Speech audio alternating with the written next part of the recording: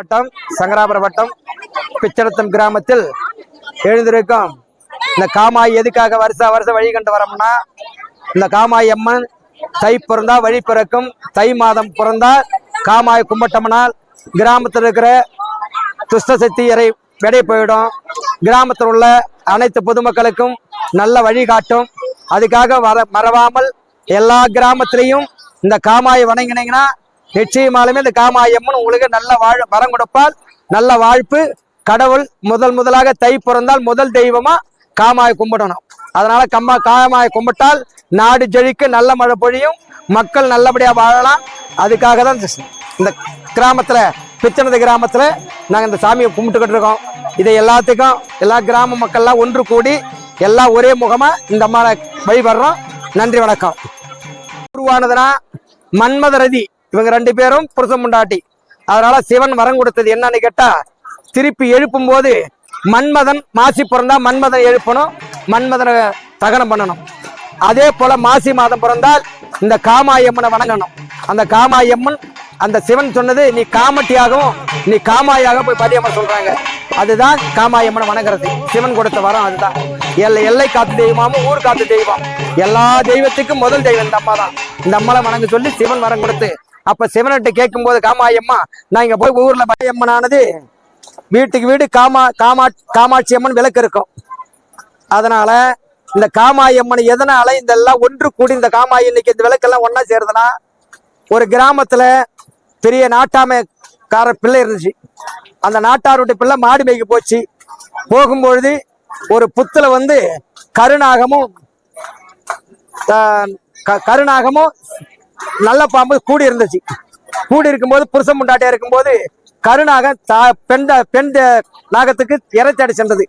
இறைச்சடி செல்லும் போது அப்ப அந்த பெண் நாகம் என்ன பண்ணுது, பக்கத்துல இருந்த ஒரு பூநாகத்தை சேர்த்துக்கிட்டு போச்சு. அப்ப சேர்த்துக்கிட்டு இருக்கும்போது நாட்டாரோட பையன் போய் பார்த்தா, அடடா புருஷனை இறைச்சட போனது, இதுக்கு இல்லாத இந்த பூநாகத்தை சேர்த்துக்கிட்டு அந்த நாகம் இந்த பூநாகத்தை கொல்லணும்னு சொல்லி நாட்டாரோட பையன் அந்த நாகத்தை கொன்னுட்டான்.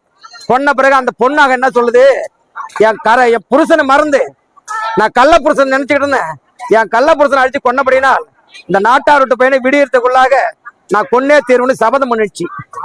அப்ப சபதம் பண்ணும்போது அப்போது நாட்டார் வீட்டுல அன்னைக்கு இந்த பிச்சனத்துல எப்படி காமாய் கும்பிடுறாங்களோ அந்த மாதிரி எல்லா ஊரெல்லாம் ஒன்னா சேர்ந்து காமாய் விளக்கு ஏற்றி வச்சுட்டு காமாய் கும்பிடுறாங்க. அப்ப அந்த நாட்டார் வீட்டுல இருந்து காமாய் விளக்கு வர கிடையாது. ஏன்னு கேட்டா, இந்த நாகம் எப்போது நம்ம கள்ளப்புருஷனை கொன்னதோ அந்த பையனை கொல்லணும்னு போய் தலைவாசப்பட்டு போய் படுத்துட்டு இருக்குது. அப்போது அந்த விளக்கு அணையாதே விடுகிற வள்ளி அந்த காமாய் அம்மா நாம அங்க காமட்டாவுக்கு போட்டோம்னா வீடு இருட்டா இருந்தா இந்த பையன் இருக்குது ஒரே பையன், இந்த குடும்பத்தை வாரிசு கொன்னுடுவா இந்த பாம்புன்னு விளக்கு ஏற்றி வச்சது அணையவே இல்லை. அப்ப அணையாது இருக்கும்போது பொழுது முளைக்குது. பொழுது முளைச்சுன்னா பாம்பு போன சபதம் நிறைவேறாத்துல தலைவாசப்பள்ள அடிச்சு தானே உயிர் கொண்டுச்சு. அதன் பிறகு அந்த காமாய் அம்மா அந்த மந்தகரைக்கு வந்துச்சான். கிராம மக்கள்லாம் என்ன சொல்றாங்க, ஏம்மா ஒன்னால தானே விடியற வழியை நாங்க காவு காத்தோம், இன்னும் வரல ஏன் வரலன்னு அந்த நாட்டாரோட விளக்கு கேட்டுச்சு. காமாய் அம்மனை கேட்டுச்சு. அந்த காமாய் என்ன சொன்னிச்சு, ஐயையோ நீங்களாம் உங்களுக்கெல்லாம் பிரச்சனை கிடையாது, நீங்க வீட்டுக்கு நீங்களாம் மந்தையில உட்காந்துட்டீங்க, நானும் உங்க கூட வந்திருந்தா என் குடும்பம் விளக்கு அணிஞ்சிருக்கு நேரம். அதனாலதான் இதுவரையிலும் இருந்தேன். இந்த மாதிரி ஒரு சர்ப்பம் எங்க தலைமை எங்க வீட்டுல இருக்கிற பையனை கொட்ட வந்துச்சு. அதுக்காக இந்த வெளியே காவு காத்துல வந்தேன். அதனாலதான் அங்க லேட் ஆகி போச்சுருந்தாங்களாம். அதனாலதான் வருஷம் இந்த காமாய் விளக்க நம்ம விலைக்கு சுத்தம் செய்து இந்த அம்மாவை கொண்டாந்து ஒற்றுமையா கூடி இந்த மந்தையில வச்சு எல்லா இந்த கிராமத்துல இருக்கிற காமாய் விளக்கெல்லாம் ஒன்னா கூடிச்சு இன்னைக்கு. அதுக்குதான் எல்லா இன்னைக்கு நம்ம ஒரு தேர் திருவிழா போட்டா நம்ம சொந்த பந்தத்துல எப்படி கும்பிடுறோமோ அதே போல எல்லா வீட்டு விளக்கு என்ன ஒன்னா கூடிச்சு இந்த பிச்சனது கிராமத்துல. அதுக்காக தான் காமாய் கும்பிடுறோம். அதே போல எல்லா வீட்லயும் விளக்கு திருவிளக்கு ஏத்துங்க. திருவிளக்கு ஏற்றி வழி கண்டீங்கன்னா உங்க குடும்பத்துக்கு வரக்கூடிய தீங்கெல்லாம் இந்த அம்மா காமாயி விலகி கொடுத்துருவா.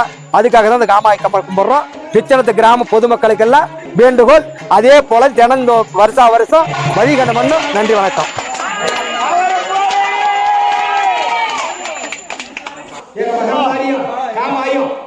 எல்லாம் வந்துட்டீங்களா? தேவம்டா அவனை கூப்பிடுறாப்பா. முடிவு